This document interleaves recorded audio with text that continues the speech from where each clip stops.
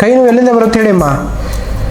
ಇಲ್ಲಿಂದ ಇಲ್ಲಿಂದ ಇದಿಷ್ಟು ಸೊ ಈ ಭಾಗದಿಂದ ಇದು ಹಿಂಗೆ ಹಿಂಗೆ ಹಿಂಗೆ ಬರುತ್ತೆ. ಸೊ ಎಷ್ಟು ದಿನ ಆಯ್ತು ಈ ತರ ಬರ್ತಾ ಇದ್ದು? 1 ವರ್ಷ ಆಯ್ತು. ಎಲ್ಲ ಚಿಕಿತ್ಸೆ ಮಾಡಿದ್ರೆ? ಎಲ್ಲ ಕಡೆಗೂ ಮಾಡಿದೆ, ಬಹಳ ಕಡಿಮೆ, ಮೂಳೆ ಡಾಕ್ಟ್ರಿಗೆಲ್ಲ ತೋರಿಸ್ದೆ. ಎಲ್ಲ ತಗೊಂಡ ಕಡಿಮೆ ಆಗಿ ಮತ್ತೆ ಜಾಸ್ತಿ ಆಗ್ತಿದೆಯಾ? ಓಕೆ. ಕೈ ಎಲ್ಲ ಚೆನ್ನಾಗಿ ಆಕ್ಟಿವಿಟೀಸ್ ಮಾಡ್ಬೋದಾ? ಹಿಂಗೆ ಹಂಗೆಲ್ಲ ಮಾಡ್ತೀನಿ. ಕೈ ಎತ್ತಕ್ಕಾಗುತ್ತಾ ಹಿಂಗೆ? ಸ್ವಲ್ಪ ಎತ್ತೀನಿ ಹಿಂಗೆ, ಆದ್ರೆ ಸೀದಾ ಹೋಗಲ್ಲ, ಸ್ವಲ್ಪ ಇಲ್ಲಿ ಹಿಡಿತೈತಿ. ಇಲ್ಲಿ ಹಿಡಿತೈತಿ. ಎಷ್ಟು ಎತ್ಬೋದು ಇದು? ಹಿಂಗೆ ಹಿಂಗೆ ಎಷ್ಟು ಎತ್ಬೋದು? ಅಷ್ಟೇ, ಜಾಸ್ತಿ ಎತ್ತಕ್ಕಾಗಲ್ಲ. ಹಿಂದಕ್ಕೆ ಇಷ್ಟೇ, ಹಿಂದಕ್ಕೂ ಹೋಗಲ್ಲ, ಹಿಂದಕ್ಕೆ ಹೋಗಲ್ಲ, ಹಿಂಗೆ ಹಿಂದೆ ಹೇಳಲ್ಲ. ಸರಿ ಆಯ್ತು. ನೋಡಿ ನೋವು ಬರುತ್ತಾ ಅಂತ ನೋಡಿ, ನೋವಿದ್ರೆ ಹೇಳಿ. ಇದು ಹಿಂಗೆ ಹೊಳ್ಳಲ್ಲ, ಕೈ ಜಾಸ್ತಿ ಹೊಳ್ಳಲ್ಲ, ಇದು ಹಿಂಗೆ ಹಿಂಗೆ ಹೊಳ್ಳಲ್ಲ. ನೋಡಿ ನೋವಿದೆ ಅಂತ ನೋಡಿ, ನೋವಿದೆ, ತುಂಬ ನೋವಿದೆ, ಸ್ವಲ್ಪ ಇದೆ. ಕೈ ಹಿಂಗೆ ಇಟ್ಕೊಳ್ಳಿ. ಹಿಂಗೆ ನೋಡಿ, ನಾನು ನಿಲ್ವತ್ತೀನಿ. ನೋವಿದೆಯಾ ಹೇಳಿ, ನೋಡಿ ಹೇಳಿ, ನೋವಿದೆಯಾ? ಇಲ್ಲ, ಅದು ಮುಟ್ಟಿದ್ರೆ ಜಾಸ್ತಿ ನೋವಿರಲ್ಲ. ಇಲ್ಲಿ ಇಲ್ಲಿ ಅಲ್ಲಿದೆ, ತುಂಬ ಇದೆಯಾ? ಇಲ್ಲಿದೆಯಾ? ನೋಡಿ ಈ ಭಾಗದಲ್ಲಿ ನೋವು ಬರುತ್ತಾ? ಇಲ್ಲಿ ಇಲ್ಲಿ ಬರುತ್ತೆ, ಒಳಗಡೆ ಸೈಡು ಹಿಂಗೆ ಬರುತ್ತೆ. ಇಲ್ಲಿ ಬರುತ್ತಾ? ಇಲ್ಲ, ಇಲ್ಲಿ ಬರ್ತಿದೆ.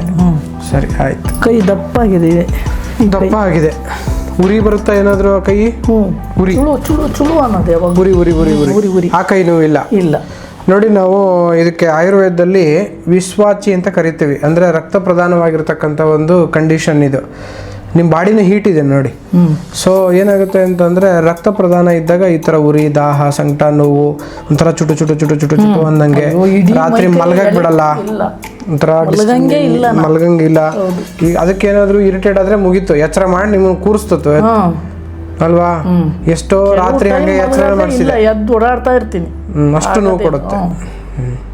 ಅದಕ್ಕೆ ಸೊಲ್ಯೂಷನ್ ಕೊಟ್ಟರೆ ಖುಷಿ ಆಗುತ್ತಾ? ಸೊಲ್ಯೂಷನ್ ಅಂದರೆ ಈಗ ಹುಷಾರು ಮಾಡಿದ್ರೆ ನೀವು ಖುಷಿ ಆಗುತ್ತಾ? ಆಗುತ್ತೆ. ಆಯ್ತು, ಪ್ರಯತ್ನ ಮಾಡೋಣ. ಧನ್ವಂತರಿ ಕೃಪೆ. ಈಗ ನಿಮಗೆ ಸರಿ ಮಾಡ್ಕೊಡೋಕೆ ವ್ಯವಸ್ಥೆ ಮಾಡ್ಕೊಳ್ಳೋಣ. ಇರಲಿ, ಸಾಕು.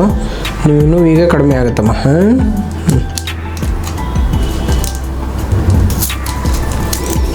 ಸೊ ಆಯುರ್ವೇದದಲ್ಲಿ ವಿಶ್ವಾಚಿ ಅನ್ನೋ ಒಂದು ಕಂಡೀಷನನ್ನು ತುಂಬ ಅದ್ಭುತವಾಗಿ ಹೇಳಿದ್ದಾರೆ.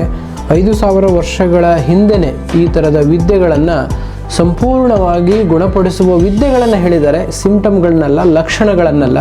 ಹಾಗಾಗಿ ಆಯುರ್ವೇದ ಯಾಕೆ ಪ್ರಧಾನ ಮತ್ತು ಸುಪ್ರೀಂ ಹಂತದಲ್ಲಿ ಇದು ಚಿಕಿತ್ಸೆಯನ್ನು ಮಾಡಬಹುದು, ರೋಗಿಗಳ ಒಂದು ಪ್ರೀತಿಯನ್ನು ಗೆಲ್ಬೋದು ಮತ್ತು ಅವರ ಮನಸ್ಸನ್ನು ಆಯುರ್ವೇದದ ಕಡೆಗೆ ಅದು ವಾಲುವಂತೆ ಮಾಡ್ಬೋದು ಅನ್ನೋದಾದರೆ ಅದರಲ್ಲಿರ್ತಕ್ಕಂಥ ಅದರ ಶಕ್ತಿ ಮತ್ತು ಫಲಿತಾಂಶದ ಗುಣಗಳು ನೋಡಿ. ಈಗ ನಾನು ಈ ಚಿಕಿತ್ಸೆ ಮಾಡ್ತಿದ್ದೀನಿ, ಮಾಡಿದ ಮರುಕ್ಷಣವೇ ಅವರಿಗೆ ನೋವು ಕಡಿಮೆ ಆಗಿರುತ್ತೆ. ಅಂಥ ಅದ್ಭುತವಾಗಿರ್ತಕ್ಕಂಥ ಚಿಕಿತ್ಸೆಗಳನ್ನು ನಮ್ಮಲ್ಲಿ ತಿಳಿಸಿದ್ದಾರೆ. ಹೇಳಿ, ಈಗ ನಾನು ನಿಮಗೆ ತೀವ್ರವಾದ ನೋವಿತ್ತು, ಅದೇ ರೀತಿ ಸಯಾಟಿಕ್ ಪೇನ್, ಸೊಂಟ ನೋವು, ಕಾಲು ಜೊತೆಗೆ ಎಳ್ತಾ ಬರೋಂಥ ನೋವು, ಜೊತೆಗೆ ಕುತ್ತಿಗೆಯಿಂದ ನೋವು ತೀವ್ರವಾಗಿ ಬರ್ತಾ ಇತ್ತು. ಸುಮಾರು ವರ್ಷದಿಂದ ತೋರ್ತಾ ಇದ್ರಿ, ಕೈ ಎತ್ತಕ್ಕಾಗಿಲ್ಲ ಅಂತ ಮುಂಚೆನೇ ಹೇಳಿದ್ರಿ. ಈಗ ನಾನು ನಿಮಗೆ ರಕ್ತಮೋಕ್ಷಣ, ಮರ್ಮ ಚಿಕಿತ್ಸೆಗಳು ಮತ್ತು ಟೆಕ್ನಿಕ್ಕು, ಅಗ್ನಿಕರ್ಮ, ಈ ಥರದ ಹಲವಾರು ಚಿಕಿತ್ಸೆಗಳನ್ನು ಮಾಡಿದೆ. ಅದಾದಮೇಲೆ ಹೇಗೆ ಅನ್ನಿಸ್ತು ಅನ್ನೋದನ್ನು ನಮ್ಮ ಆತ್ಮೀಯ ಆರೋಗ್ಯ ಆಕಾಂಕ್ಷೆಗಳೊಂದಿಗೆ ಹಂಚ್ಕೋಬೇಕು ಅಂತೇಳಿ ನಿಮ್ಮಲ್ಲಿ ಕೇಳ್ತೀನಿ. ಏನೇನು ಅನ್ನಿಸ್ತು, ಏನೇನು ಆಯಿತು? ಈಗ ಸ್ವಲ್ಪ ಪರವಾಗಿಲ್ಲ, ರಿಲ್ಯಾಕ್ಸ್ ಆದಂಗೆ ಆಯಿತು. ಕೈ ಎತ್ತಿ ನೋಡಿ, ಆಗ್ಲಿಕ್ಕೆ ಈಗ ನೋಡಿ, ಈಗ ಇಷ್ಟು ಎತ್ಬೋದಲ್ಲ?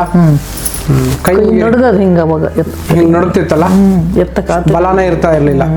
ಈಗ ಈಸಿಯಾಗಿ ಕೈ ಮುಗಿರಿ, ಹೇಳುವಾದಂಗೆ ಕೆಲಸ ಮಾಡ್ತಿದ್ದಂಗೆ ಹೇಳುವ, ಹಿಂಗೆ ಹೋಗಿ ಸೋಲ್ ಬಿಡೋದು, ಸೋತ್ ಬಿಡೋದು, ಹಿಂಗೆ ಏನೋ ಆತು ಅನ್ನಂಗೆ ನನಗೆ ಮನಸ್ಸಿಗೆ.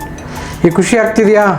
ನನಗೆ ಈ ಕಾಲು, ಸೊಂಟದಿಂದ ಕಾಲೆರಡು ಭಾಳ ಸಲ್ತ, ಯಾವಾಗಲೂ ಭಾಳ ವರ್ಷದಿಂದ. ಈಗ ನೋಡಿ, ಈಗ ಟ್ರೀಟ್ಮೆಂಟ್ ಮಾಡಿದ್ಮೇಲೆ ಆಗಿದೆ.